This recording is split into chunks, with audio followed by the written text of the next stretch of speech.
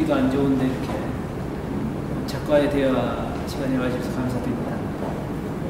시간은 그렇게 충분히 많지 않은 것 같아요. 그래서 원래 이 파워포인트를 제가 1시간 정도로 해서 우리 제자들 수업 시간 때 이제 만들어 놓은 건데요.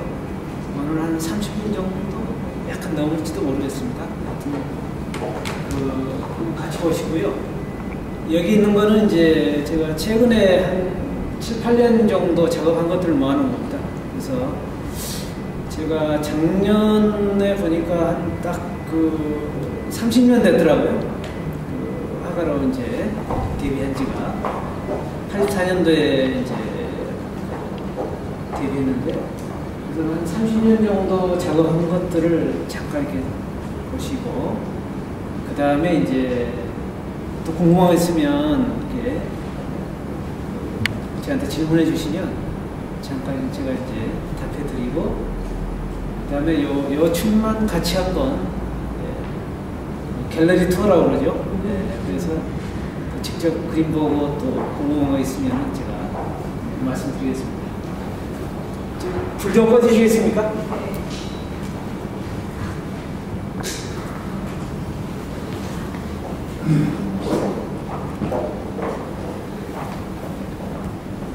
이 작품은 이제 저희 아버님 초상화입니다.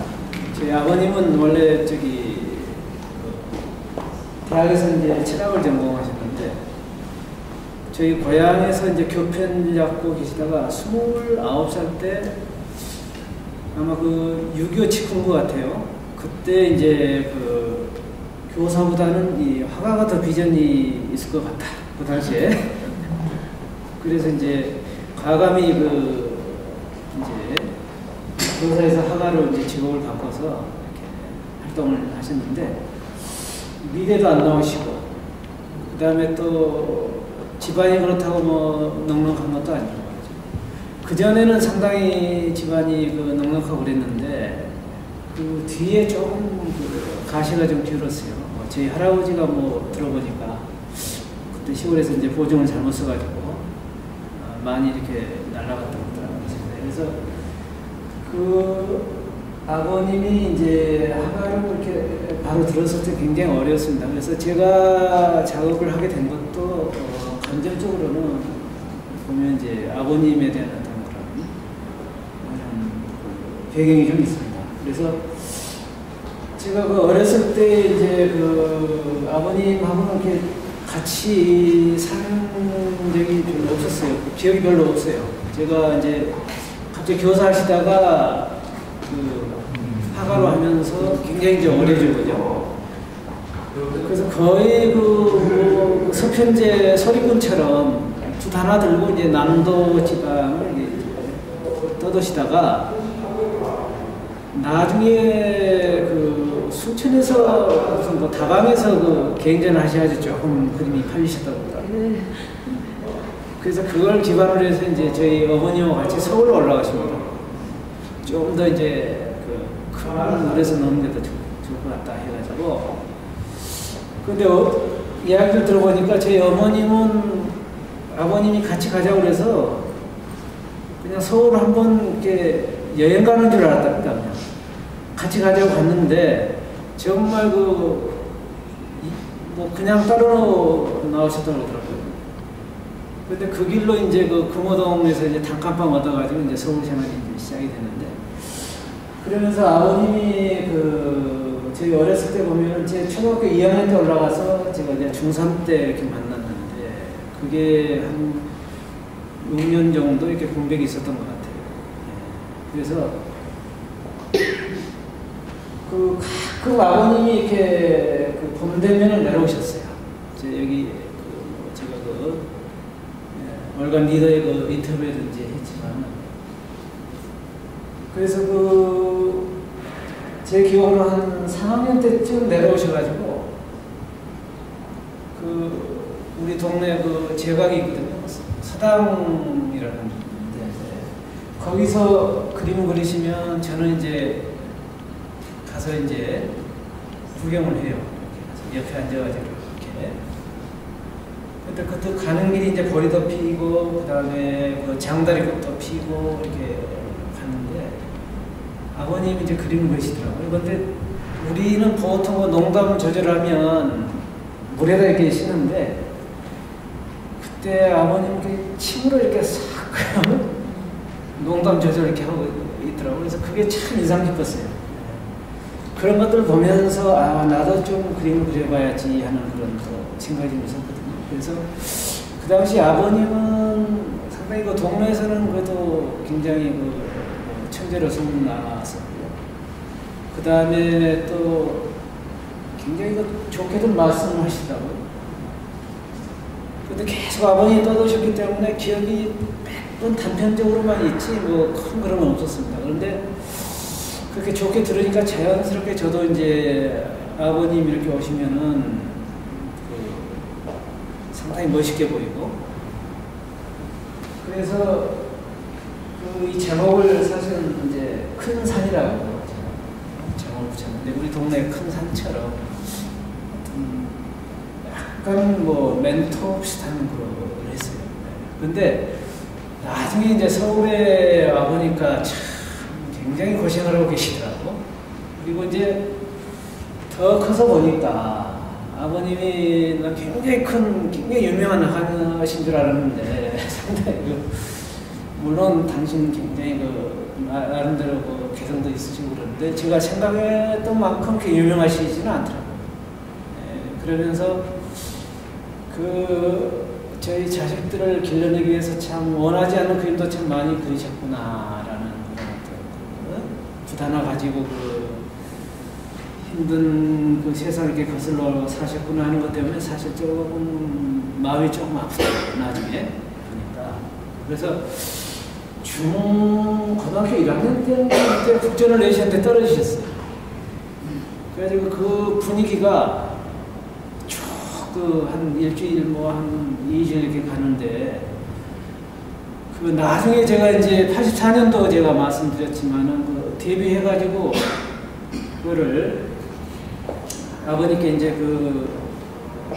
중앙미술대전에서 이제 대상을 받고 이제 데뷔를 했는데, 그 말씀을 드리니까 상당히 덤덤하시더라고요. 저기 상이라는 게 이게 화가 되는 게 아니다. 그냥 겸손하게 어떤 가능성만 인정해 준 거니까 그런 정도에서 그냥 열심히 해라. 이렇게 이야기를 하시더라고요. 그런데 제가 센터지에 한번 썼어요. 아버지의 눈물 해가지고. 근데 아버님이 정말 가부장적인 유교였던 걸 엄하시고, 그래서 앞에서 아들 앞에서 내색은 안 하셨겠지만, 그래도 당신 대신에 어떤 제가 이렇게 아들놈이 그래도 어떻게 공중에서 내가지고 당신이 그렇게 타고 싶었던 큰 상을 대신 타주니까 그래도 조금은 이렇게 원을 푸시지 않았을까. 그래서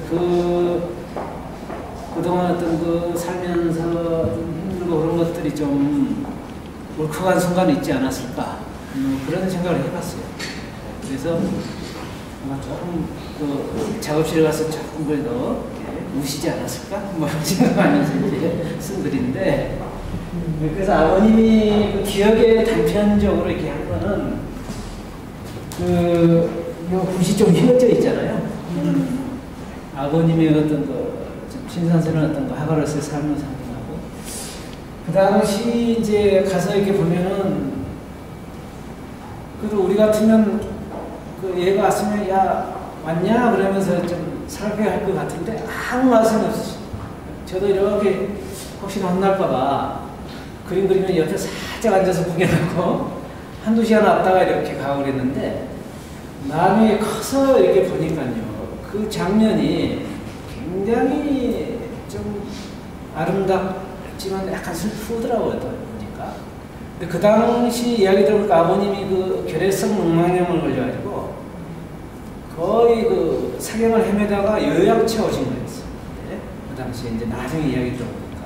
그래서 여기 그 어깨 그 뒤에 납이 있죠? 얘가 접니다. 이제. 어깨 너머로 살짝 보고 이제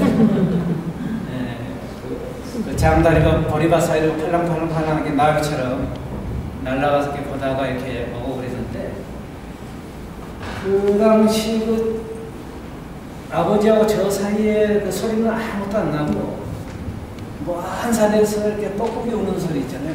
비둘기 우는 소리만 이렇게 들리는데 그게 그렇게 굉장히 그 약간 아련하면서 이렇게 슬픈 풍경을 이렇게 왔어요. 그래서 그 제 글이 화가가 된 어떤 배경에는 아버님의 어떤 그런 게 좀 있었습니다. 그리고 이제 저한테는 이제 큰 두 분의 스승님이 계세요. 학교에서 배운 이제 오태학 선생님이 계시고, 또 제가 학교 밖에서 그러니까 사후자를 제가 배웠는데 이정상 선생님이 계십니다. 두 분. 그래서 그 아버님이 호를 지어주셨는데 그 호가 이송이에요. 우리 그 마을에 가면 큰 아름드리 소나무 두 그루가 있습니다.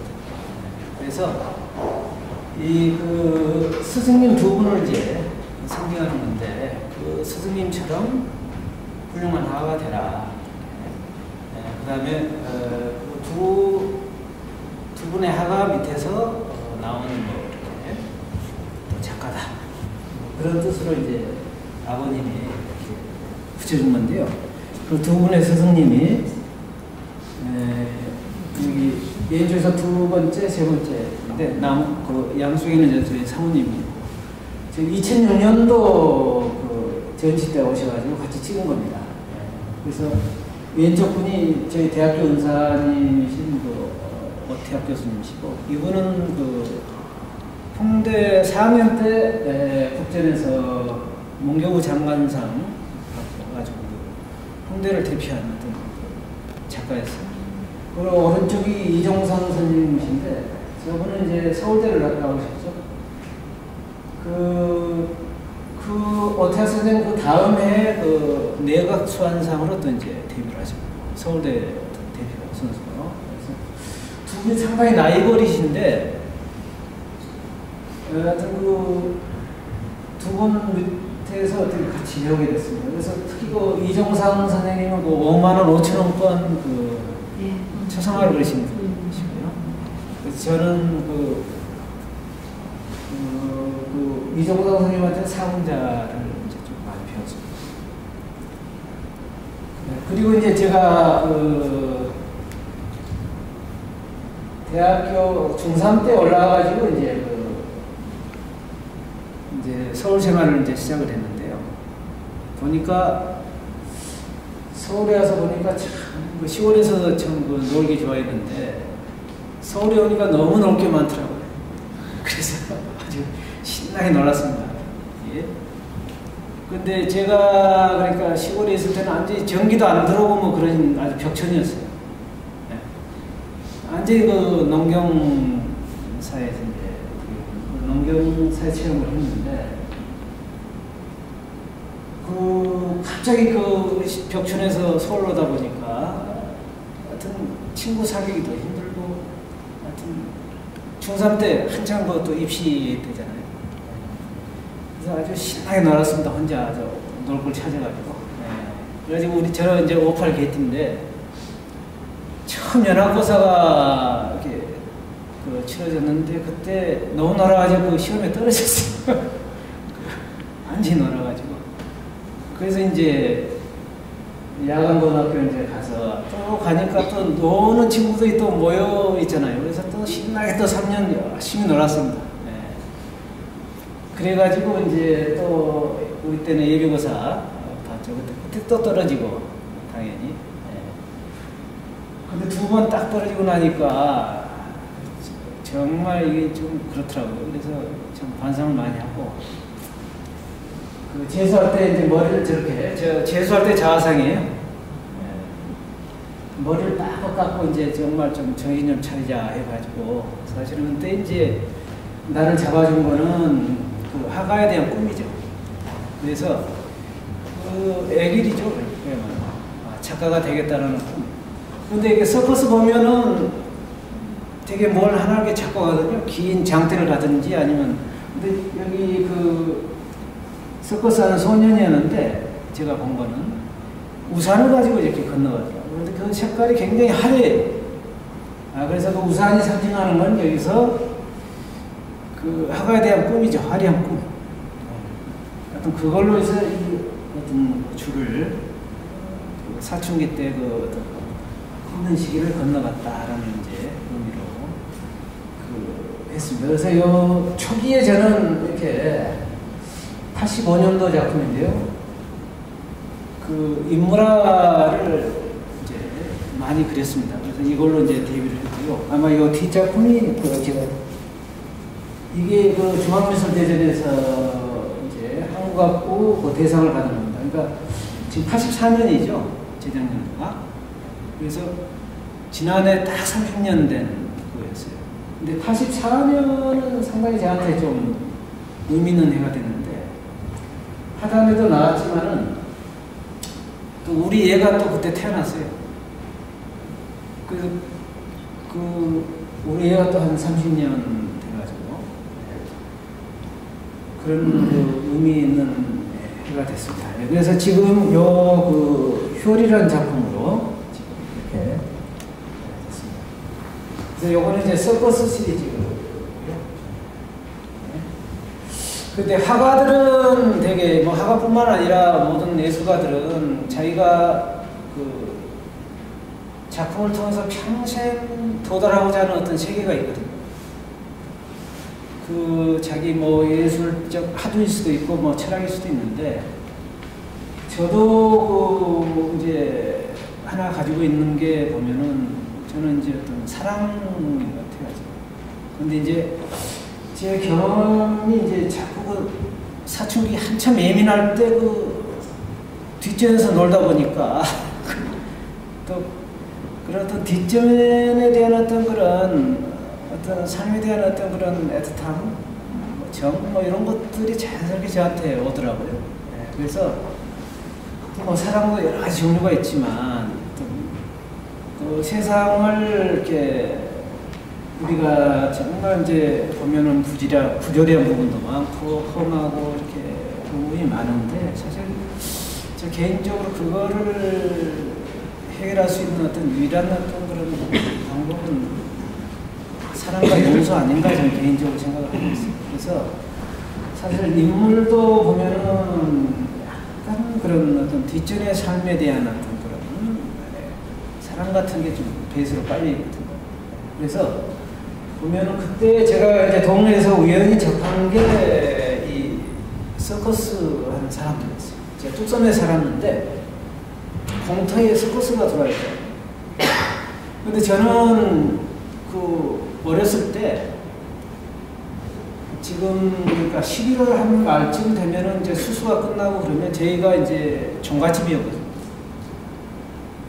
그러면은 그 약장수들이 저희 집에 와가지고 한 일주일 정도 이렇게 공연하고 이게 머물면서 약을 팔았어요.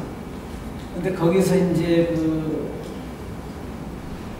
남사당 이렇게 그 뭐 상무 돌리고 하는 거, 그다음에 노래, 그다음에 또 뭐 춤, 그다음에 이제 그 서커스 하는 불 있죠. 석유 이렇게 불 해가지고 팍 펑펑 하는 것들.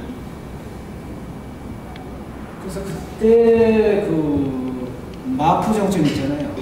그 은방울 자매가 그 노래를 어떤 그 젊은 여가수가 부르는데 굉장히 그 느낌이 왔어요. 초등학교 됐는데도. 그래서 야 나중에 그 마포를 한번 꼭 가봐야지. 그런 생각도 했는데 그 공연하고 이런 것들 굉장히 조금 저한테 어렸을 때는 굉장히 좀 인상 깊더라고요. 그게 그 서커스 시리즈하고 딱 만난 거예요. 그래서 아 저거를 한번 작업을 해봐야지 하고서 이제 그린 게 서커스 시리즈입니다. 근데 이 사람들이 그 옛날에 그러니까 우리가 60년대 제가 기억으로는 70년대 초까지는 이 사람들이 가지고 그 당시에 아이돌이었거든요. 그랬는데 이제 텔레비 등장하면서 이제 뒤로 곤란한데, 근데 그 아무도 봐주지도 않는데 굉장히 가면은 열심히 공연을 하고 막 그런 것들이 상당히 그 감동을 주더라고요. 남이 봐주지도 않는 데서 이렇게 열심히 일하는 모습이 참 감동적이었어요. 그래서 아, 저 사람들의 안에 있는 어떤 그런 강한 생명력 같은 거 한번 그려보자. 그래서 이제 작업한 게 요 서커스 시리즈. 이것도 이제 마찬가지로 이제 검표고요. 그러고 나서 이제 인물화를 이렇게 하고서 다시 제가 이제 그 풍경을 한번 그리고 싶은 그런 게 생겼어요. 근데 여기 이제 남도 시리즈인데 제가 인물화를 그리다 보니까 나름대로 그리는데 제 어떤 완전히 나만이 그릴 수 있는 그림은 좀 아니다라는 느낌이 좀 들었어요. 그래서 정말 내가 그릴 수 있는 그림이 뭘까?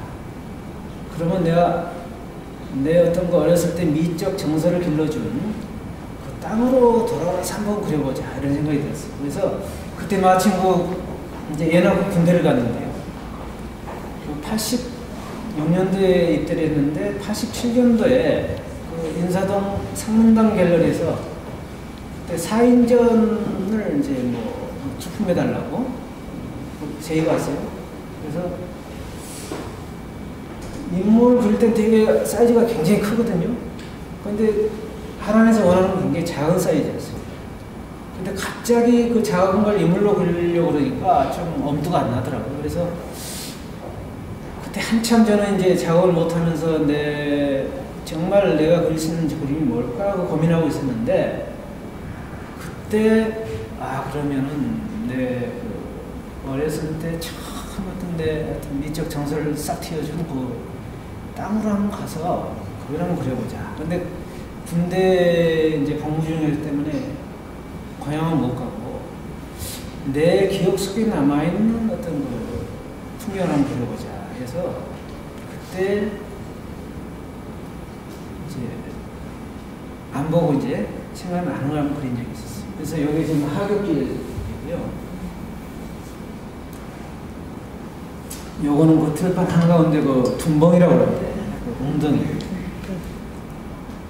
요건 마을 그 야산 이런 풍경들 이제 그리게 됩니다. 그래서 이게 이제 그 두 가지가 있어요.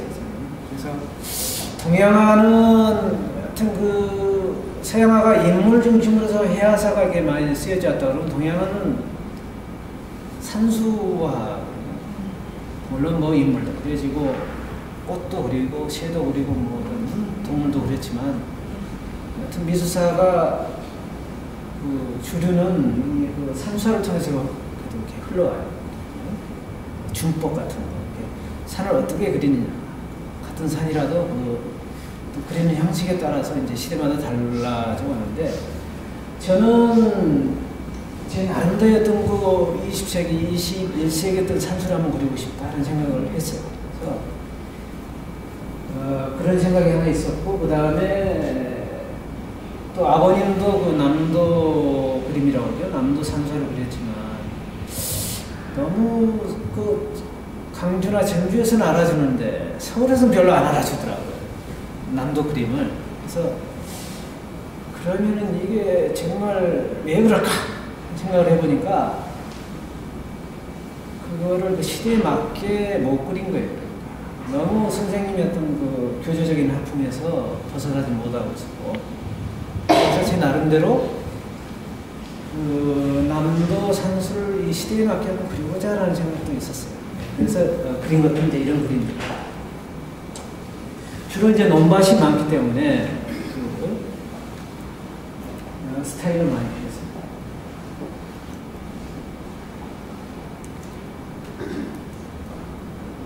요건 그 강진에서 백년사에서 다산초강으로 넘어가는 그 산길이 있습니다. 그 겨울에 그 산길에서 스케치를 하고 근데 이제 재밌는 게 그 동양화 산수화에서는 기본적으로 그 시방식이 있습니다. 자연을 보는 방식이 있는데 그게 이동 시점이라는 겁니다. 다른 말로 하면은 다시점이라고 하는데 그러니까 서양화 그 인상파 같은 그림 생각나죠? 그 인상파 그림은 그 화가의 시점이 딱 화면 바깥에 고정되어 있어요. 사실적인 그림이죠. 그렇죠? 화면 안에 있지 않습니다. 화가의 그 그림 시점이라고 하죠. 그 위치. 그런데 동양화는 그 화면 안에서 움직여요. 그래서 그걸 다시점, 시점이 많다 이거죠. 많을 다 써가지고. 그 다음에 시점이 이동한다 그래서 이동 시점이거든요. 근데 산수화에서 이제 그 구현하고 싶었던 어떤 그 동양화의 어떤 그 사상 자연관이 자연과 나의 거리를 안 두고 자연과 하나가 되어서 이렇게 살려고 하는, 수능에서 살려고 하는 그런 게 동양 사람들의 어떤 그 이상적인 세계였잖아요. 근데 그런 어떤 생각이, 컨셉이 이렇게 형식으로 나타난 게 이동 시점. 그래서 되게 보면은 이렇게 길고, 옆으로 이렇게 길게 되죠. 그래서 저도 그 이동 시점을 제 나름대로 그럼 한번 적용을 해보자.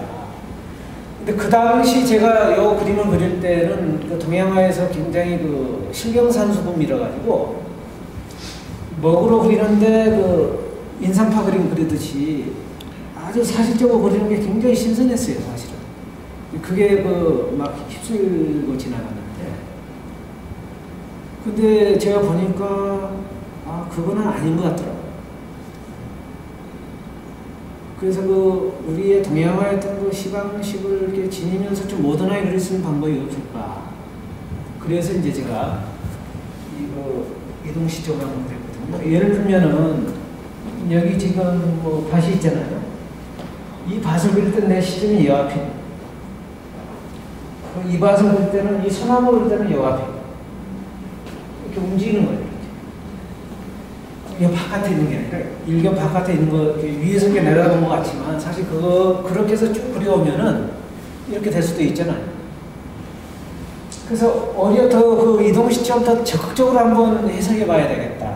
그래서, 사실은, 여가 문법이라고 저는 나름대로 생각을 했는데, 여기 있잖아요, 여기 지금. 여기 밭을 좀 크게 그렸어요, 일부러. 원래 그림에서 요 위쪽에 원상근화법이라고 해서 위에 그 위치한 그림들은 되게 멀거든요, 풍경화에서. 작게 그려져야 되는데 우리 크게 그렸단 말이죠. 아래로서 작아지잖아요. 그래서 여기서 요거는 설밭일 수도 있는데 여기로 오면 여기 산일 수도 있어요, 어떻게. 그래서 땅이 마치 딱 일어서는 느낌이죠. 이런 좀 불편할 거예요, 어떻게 보면.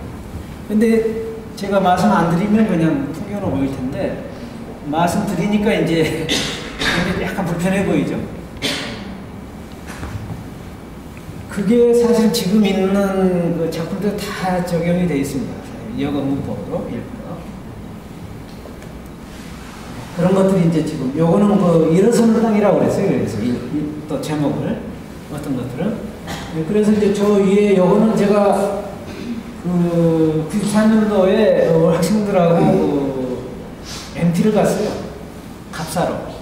갑사 올라가는 거, 그 고객길에서 그린 거고요.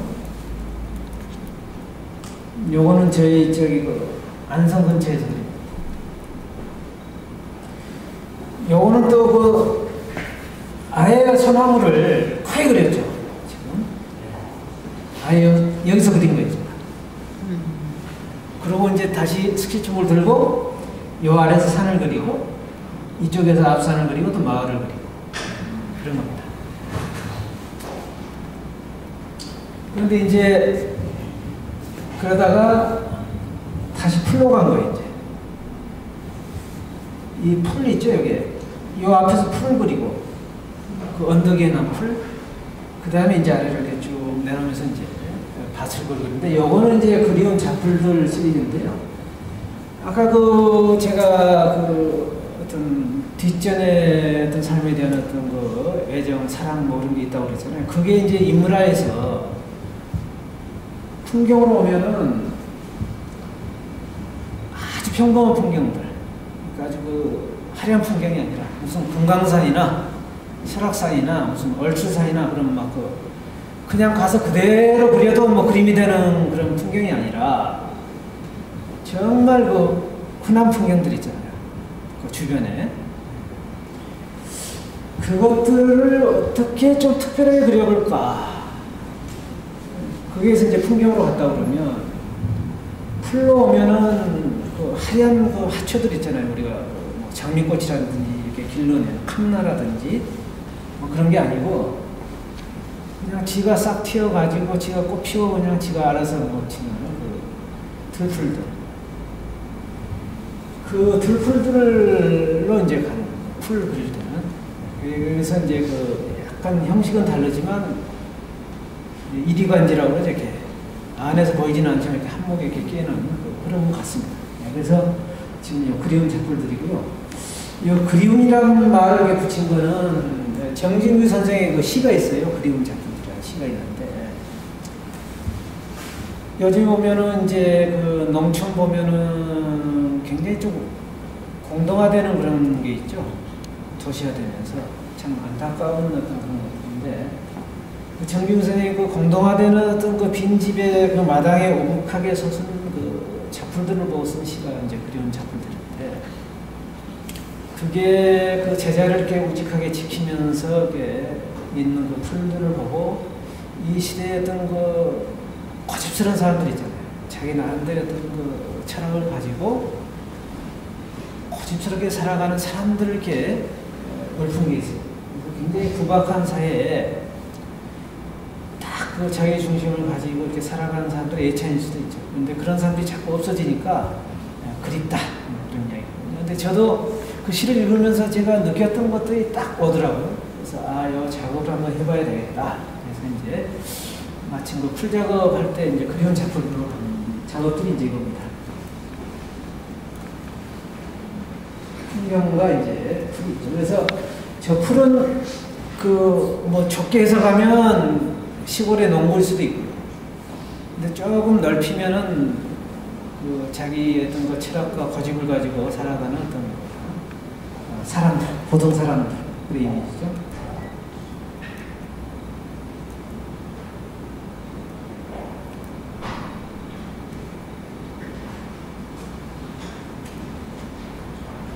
이건 굉장히 큰 작품입니다.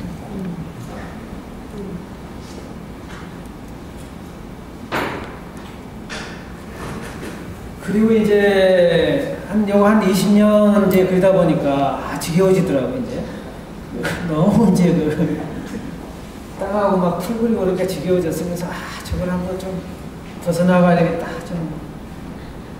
좀 다양하게 그려봐야 되겠다. 근데 바로 바꿀 수는 없고 그래서 하가가 이렇게 어떤 그 작품 세계에서 벗어난다는 게 굉장히 힘들어요.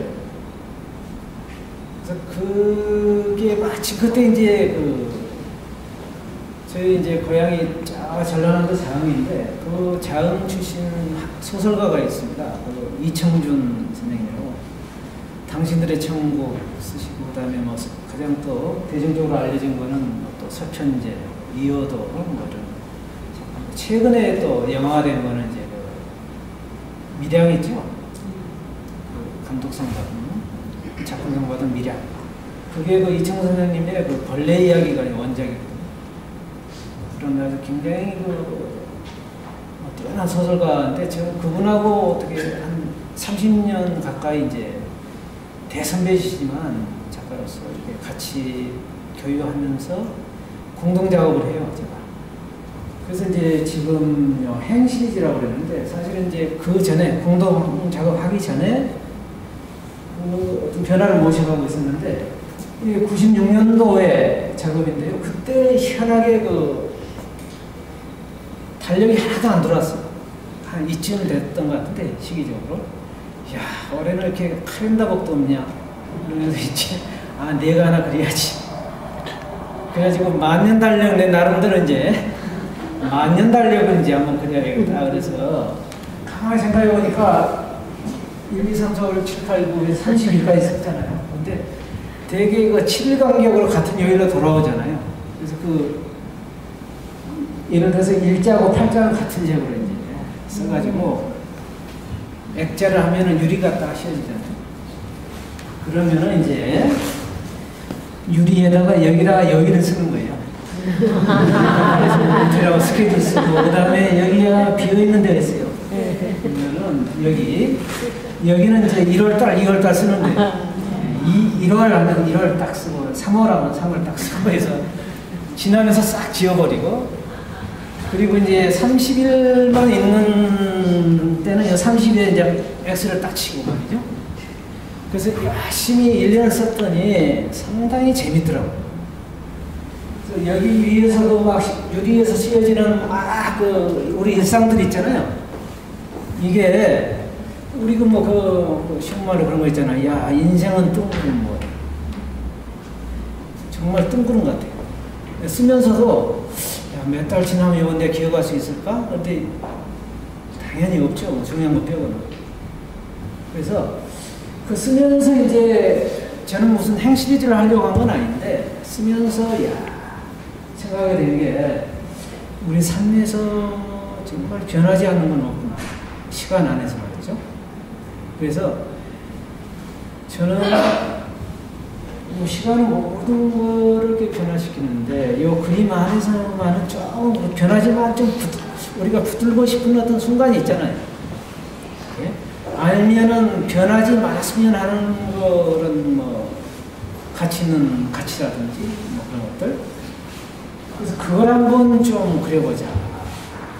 그래서 이 공간적으로는 변하지 않는 걸 좀 그리고 싶고 시간은 변하는 거예요.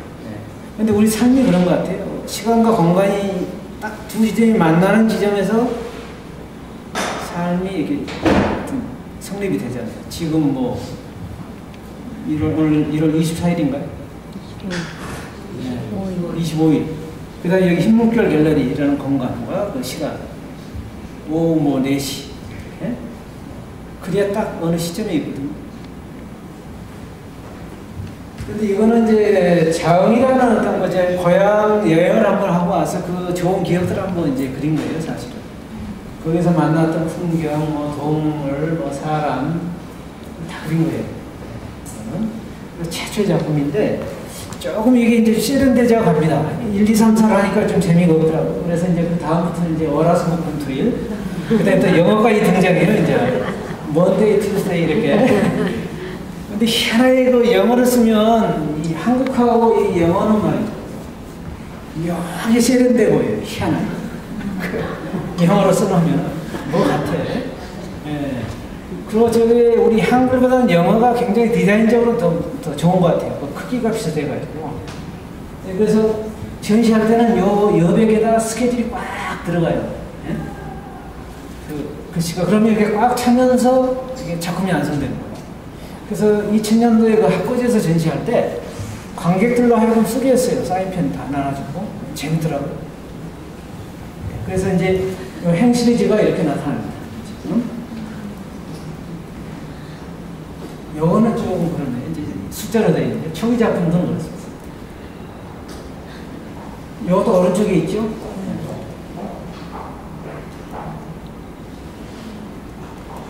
근데 여기는 행시리즈는 작다 해요. 막 풍경도 들어왔다가, 인물도 들어왔다가, 꽃도 들어왔다가. 여기 있죠? 이 작품. 이제 그러면서 행시리즈가 이제 이렇게 됐고요. 요 뒤에 보면 또 있는데, 지금. 일단 넘어갈게요. 이게 지금. 그러면서 이제 그 작업들을 여러 개 하는데, 그 뒤에 이제 좀 시간이 지나서 한 8년 전이네. 그러니까 7, 8년 전부터 그 남도 시리즈를 제가 시작할 때, 여기서 머무르지는 않겠다. 시작은 하겠지만. 그래서 이제 조금 더, 우리 한국적인 어떤 그 산수를 정형화시켜보자 해서 한 게 이제 느린 풍경 시리즈입니다. 그래서 느린 풍경은 사실은 이제 풍경이지만 이 그림의 주제는 이제 그 어떤 느림의 철학일 수도 있어요. 지금. 어느 날 제가 이렇게 보니까 너무 바쁘게 사는 거예요. 무슨 사업하는 사람처럼 막 그냥. 이제 촌놈들의 또 특징이죠, 그게. 컴플렉스가 있기 때문에 막 그걸 극복해 보려고 그냥 열심히 살거든요.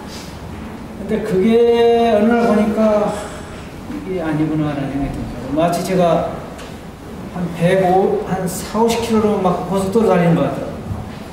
그러면 앞만 보고 가야 되잖아요. 옆에 풍경이 안 들어요.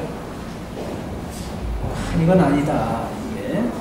그래서 정말 제가 시간에 끌려가는 게 아니라 내가 시간을 컨트롤할 수 있는 어떤 그런 삶을 살아보자. 그래서 하다 보니까 그 고속도로 옆으로 난 어떤 그 자연적인 밭길에서 결코 속력을 낼 수 없잖아요. 그래서 정말 내가 이렇게 나를 좀 통찰하면서 내가 어떤 예벽도 만들면서 하는 삶이 정말 밀도 있게 잘 사는 삶인 것 같아요. 그래서 그 주제로 해서 그린 게 바로 이 느린 풍경이에요. 그래서 이 느린 산이 여기서 등장을 하거든요.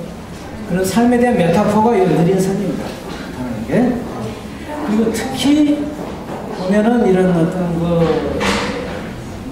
현대일수록, 옛날에도 마찬가지로 현대일수록 오히려 이런 자연과 만나는 게 더 필요한 거 아닌가라는 생각을 해요. 산소화가 이 시대도 필요하지 않나라는 생각을 하거든요. 그래서 이제 그런 주제고요. 그것들이 이렇게 나타납니다. 지금 이 작품이죠. 네. 이거랑 같은 세트의 작품인데요. 봄, 여름, 가을, 겨울을 그린 게 있어요. 그래서 요거는 지금 봄, 여름이 이제 없고 가을, 겨울입니다. 이게 겨울 작품이고요. 이것도 지금 다 같은 작품입니다. 요건 저기 강진만의 달밤 그림이고요. 이것도 느린 풍경입니다. 아래 저쪽에 있죠? 네. 이거는 그 서편제를 그리는데요. 여기도 잠깐 있죠. 같은 구도인데 여기도 지금 부산의 그 임권택 영화박물관에 제가 기증한 작품이거든요. 작품이 어느 정도 큽니다. 예. 그런데 영화판 제가 그 치아선에서 굉장히 최민식이가 그린 걸 다 대역을 해줬는데 저는 임관동님이 이야기했을 때 영화 이야기가 나오길래 영화 보니까 한 서너 작품 장면 그리고 나서 끝나길래 아유 저걸 가지고 무슨 돈을 받나 그냥 해드리겠다. 그게 실수였어요. 머리 딱 다 뽑히고 말이죠. 그때 보니까 막 분장을 똑같이 시키는 거예요. 이제 뒤통수만 나오는데도 수염 다 붙이고 말이에요. 근데 여기다가 참 괴로운 게 여기다가 머리가 이제 슬슬 빠지기 시작했거든요. 그때 10년 전이었어요. 12년 전에. 근데 여기다가 뻔들게 바르더라고요. 그러다 머리를 심어요. 그래야 이렇게 남기는데 최민식은 말이죠. 이렇게 딱 끝나면은 촬영 끝나면 쫙 몇 명이 붙어가지고 쫙 해줘요. 나는 내가 가서 진호해가지고 심형일이 나더라고요. 그래서 몇 번 빵꾸를 내쳤다. 빵꾸를 내면 촬영이 안 돼요. 그랬더니 나중에 이제 저도 이렇게 그래서 작업을 하면서 했는데 기본적으로 영화가 이렇게 보면 막 누구든지 막 달려들잖아요. 서로 하는 거. 스태프들 거의 몇 개만 줘요. 따로 돈 주는 건 아주 알아서 나누는 건데 거의 그러다 보니까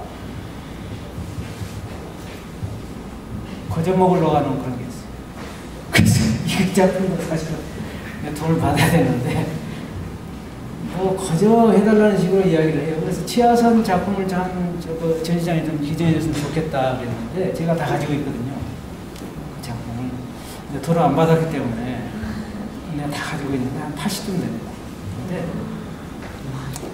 그러니까 8개월 동안 아무것도 못하고 80점 정도 들어간 아마 그 영화는 없을 거예요. 그런데 그걸 달라고 해서 못 준다. 그러고서 이제 인간동님만 아니었으면 저는 이제 다 돈 받고 했을 텐데 감독님이 또 김 교수 이러면서 이제 뭐 그림이 좀 필요하다고 그러네요. 그러는데 제가 어떻게 거절합니까? 알겠습니다. 그러고서 그냥 더 지금 한 10년 지났으니까 이제 실력이 좀 늘었을 거 아닙니까? 그래서 더 업그레이드된 버전을 한 6점 그려드리고 그 영화관에 보면 서편제 코너가 있어요. 그 코너에 제가 이보다 조금 더 큰 사이즈네요. 그래서 정말 열심히 그려가지고 그려줬습니다. 그래서 여기 보면은 지금 3명이 그려가고 있죠. 근데 재밌는 게 제가 그 서편제를 보고 와서 그때 그 꿈을 꿨어요. 근데 분명히 화면은 옆으로 길잖아요. 근데 제 꿈속으로는 우선 이렇게 세로로 이렇게 화면이 세로로 돼 있고 사람이 쫙 걸어가더라고요. 아, 그래서 그러면 내가 꿈에서 봤던 풍경을 그려주자. 그래서 이렇게 그린 거예요. 그래서 그 청산도의 어떤 풍경을 제 나름대로 제 스타일로 해서 그린 거예요. 그래서 이거 그리다가 좀 더 꿈에 가깝게 그린 게 이쪽에 있죠. 요 조그만 작품. 요 벽, 그거 보시면 정말 제가 이제 꿈에서 봤던 그 풍경이에요. 자, 여기에 지금 눈이 풍경입니다. 그래서 여기 이제 좀 뒤죽박죽이 됐는데, 요거 이창준 선생님하고 아까 김영남 시인하고 같은 다 고향인데, 그때 그 고향을 뭐 테마로 한 그림을 그려보자 해서 한 게 이제 그 학고제에서 나온 그 옥석바다 이불 삼아 진달래꽃 백원호라는 책을 냈거든요. 네, 그때 그림들입니다. 네? 박스가 다 들어가 있죠.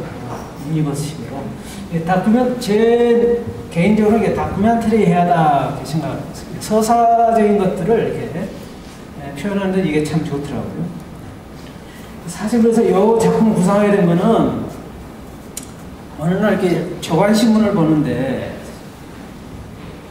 보니까 그 신문 구도들이 굉장히 재밌어요. 사진 있고 글 있고 이렇게.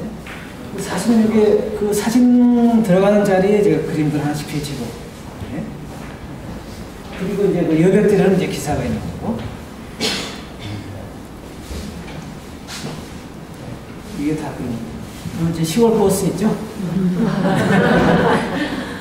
그 이창준 선생님의 그 굉장히 그 버스 묘사에 있는 그 글이 재밌습니다. 그래서 지금은 그 책이 절판이 됐는데 참 그 재밌는 책이었는데 우리 그 이창준 선생님이 제안해서 이 책을 만들었거든요. 우리 셋 다 고향의 응덕을 받아서 작업을 이렇게 하고 이만큼 컸지 않았느냐. 고향의 어떤 걸 좀 보답을 하자 해가지고 의기투합해서 만든 책이에요. 그래서 이제 그 두 분이 시인이고 소설가잖아요. 글에다가 제가 이제 그림을 붙인 겁니다. 굉장히 예쁜 책인데 지금은 뭐 안 나오는 것 같더라고요. 좀 약간 야한 장면도 있고. 제 어머님인데, 그러니까 어머니 그 김영남 시인의 시인데 어머님의 어떤 사랑이라는 게 우리 옛날에 고무줄이었잖아요. 이 끈이 가죽 벨트가 아니고 그만큼 그 신축성이 있다는 거죠. 모든 걸 포용한다는 얘기인데 제가 고무줄 그리면서 약간 그 달 항아리처럼 그 이미지를 좀 가져왔어요. 그리고 이제 시인의 그 어머님을 그려야 되는데 저는 저희 어머님한테 그런 걸 느꼈기 때문에 살짝 바꿔놨습니다. 다 그런 작업.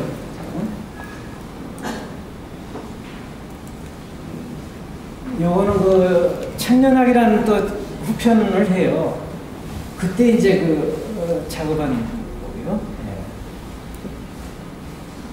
실제 고향에 가면은 이렇게 학을 닮은 산이 있어요. 이거 지금 머리고 이렇게 쫙 날개 펴진 것처럼 있죠. 이창준 선생님이 이걸 작품 무대로 이제 가져왔는데 요 섬이 말이죠. 지금 보면 천지락 세트가 있어요.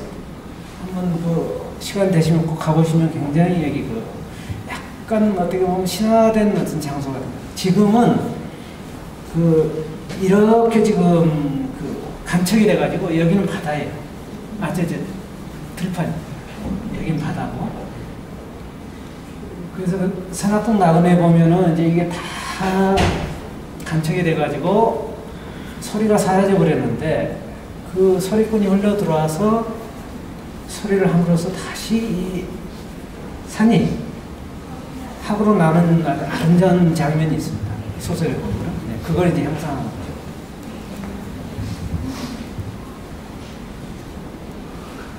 지금 그 작업이고, 요거는 이제 최근에 제가 새롭게 하는 건데, 이거 조금 제가 생긴 건 좀 춘처럼 생겼어요. 이건 좀 세련돼 보이죠? 네. 네. 싱그러운 폭죽이에요. 그래서 요거는 이제 사실은 굉장히 화려하죠. 그런데 저는 요거를 이제 수묵화라 생각하고 그린 거예요. 이것도 그렇고요. 어느 날 제가 그 이청준 선생님 댁에 갔는데 이렇게 싹이 하나 올라온 게 있어요. 그래서 선생님 이게 뭡니까? 그랬더니 한미꽃 새싹이라고 해요. 그래서 이야, 한미꽃 하면 굉장히 그 전설도 슬프고 그런데 왜 이게 이렇게 씩씩하지? 아주 힘차지? 그래서 딱 보는 게 팡 떠는 게 와, 저건 꽃이란 거는 그 땅에 쏘아올린 폭죽이구나 라는 생각을 했어요. 그래서 돼지가 쏘아올린 폭죽이구나, 꽃이라는 게. 그래서 제가 이제 그 싱그러운 폭죽 시리즈를 하게 된 겁니다. 그래서 요거는 이제 그 땅에서 피는 것도 얼마나 힘들어요, 사실은. 꽃이. 근데 이게 하늘에서 피는 꽃이잖아요, 불꽃이라는 게. 그렇다면 모든 걸 걸고 올라가죠, 하늘로. 자신의 어떤 전제를 걸고 올라가서 빵 터뜨린 게 이제 꽃이다라는 생각이 들어서 자연이 올라오기 때문에 싱그러운 향기가 난다. 이런데 그 꿈과 이상이 딱 실현되는 순간일 수도 있고, 남녀 간의 사랑이 쫙 시작되는 순간일 수도 있고, 이루어지는 순간일 수도 있고, 어떤 그 뭐 종교인이나 아니면 뭐 개인이 어떤 걸 이렇게 깨우치기 위해서 노력하는데 어떤 순간에 딱 깨달음이 오는 순간일 수도 있고.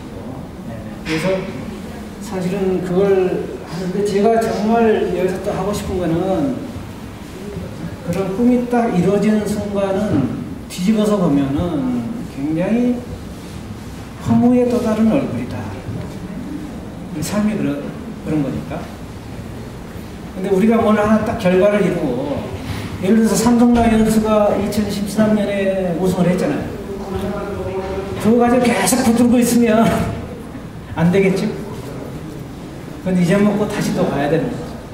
그래서 우리 삶이 그런 것 같아요. 네? 어떤 그 두 가지, 어떤 굉장히 긍정적인 것과 또 부정적인 것들이 항상 같이 있는 게 우리 삶 아닌가.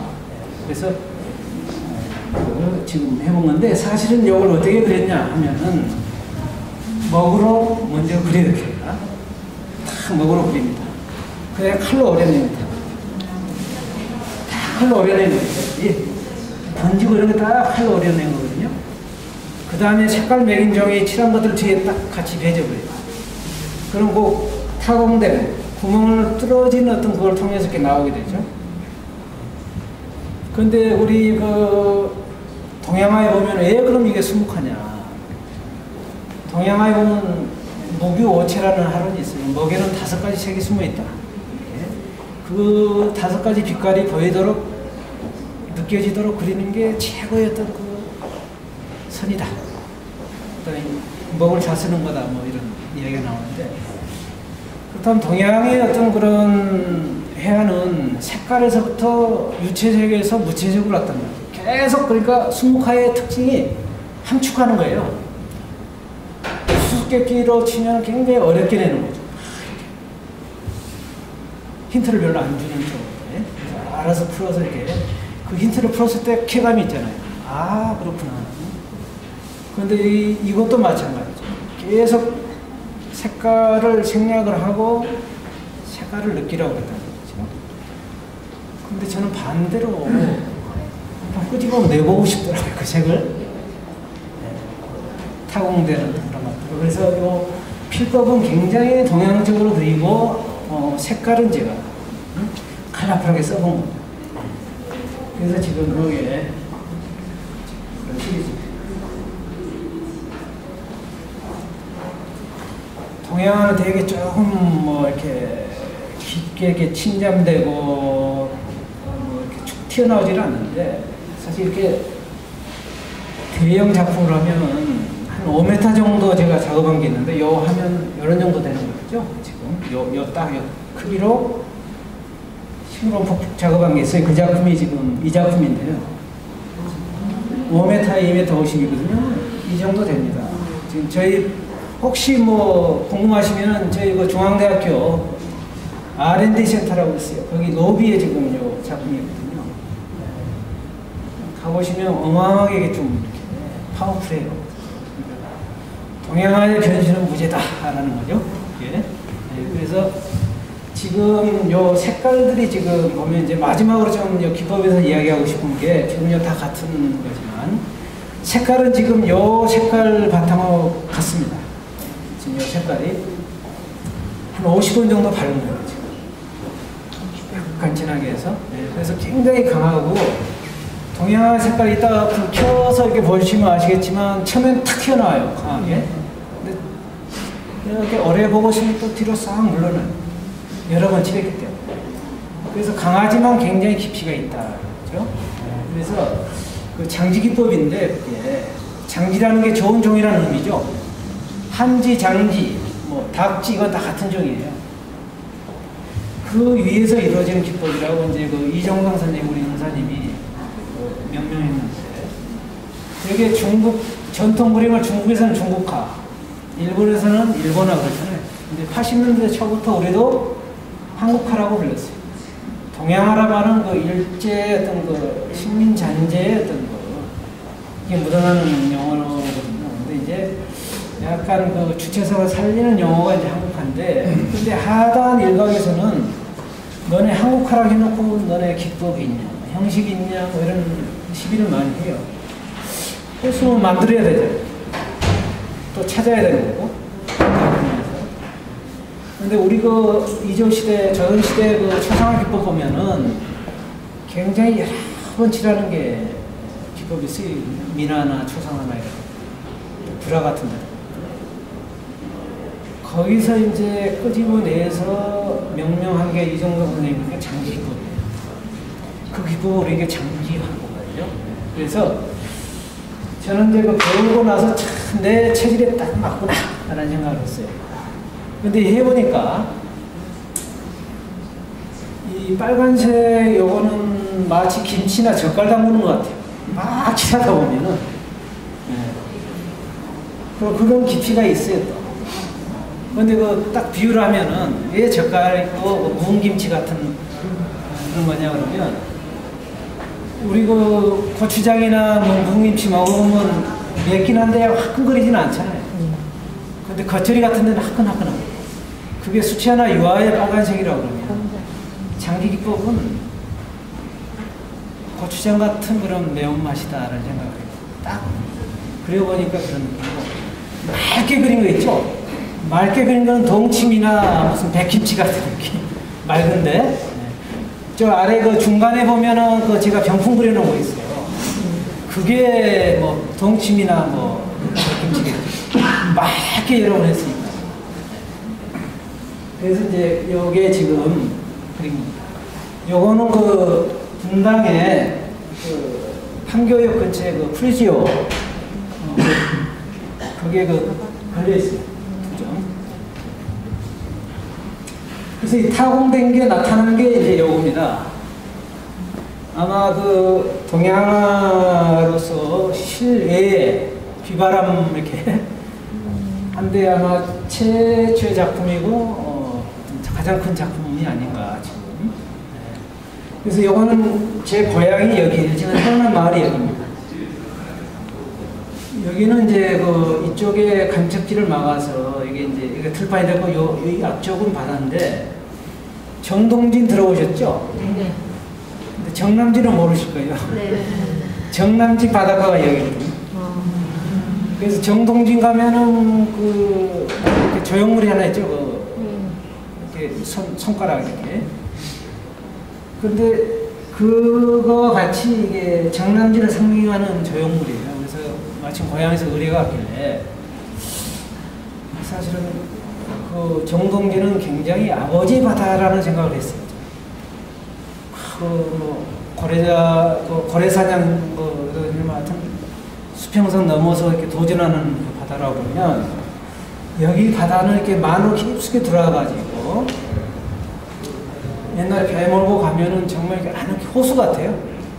둥그런 어떤 그 호수에 이청준 선생님 말에 의하면 어떤 둥그런 우주의 어떤 중심에 딱 쓴 것 같은 느낌이 든다. 정난진 바다에 들면은 뭐 그 글이 있더라고요. 그래서 그 글에서 제가 컨셉을 잡아가지고 아 이거는 곡선의 바다고 또 그 어머니의 바다다. 모든 거를 이렇게 어떤 객지에 나가서 대처에 나가서 상처받고 온 사람들에게 위로해주고 상처를 이렇게 씻어주는 바다다. 그래서 곡선의 가장 완성된 형태가 원이라고 해요. 원을 가지고 있는 거죠. 그래서 이 바다 이쪽은 하늘, 바다 이쪽 있죠? 뒷면. 여기는 이제 땅이에요. 그래서 땅 바다 하나를 가지고 제가 했고요.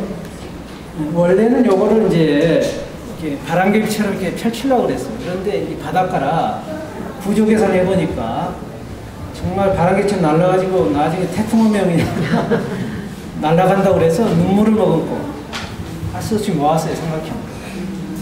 그런데 여기에 지금 원래 컨셉대로 하면 이렇게 바람개처럼 펼쳐져 있으면 요 타공된 구멍을 통해서 고향의 산과 바다와 하늘이 이렇게 들어와서 먹역하라 그러거든요.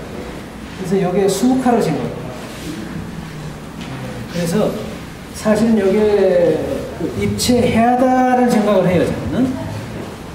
그래서 동양화는 이렇게 또 새롭게 변신할 수도 있다는 거죠. 그래서 지금까지 이제 이런 다양한 뭐 나름대로 실험적인 작업을 하고 있고요. 여기 있는 것들은 굉장히 이제 그 중에 하나의 느린 풍경을 가지고 작업한 겁니다. 아니 이렇게 재미없는 강의 이렇게 감사합니다. 감사합니다.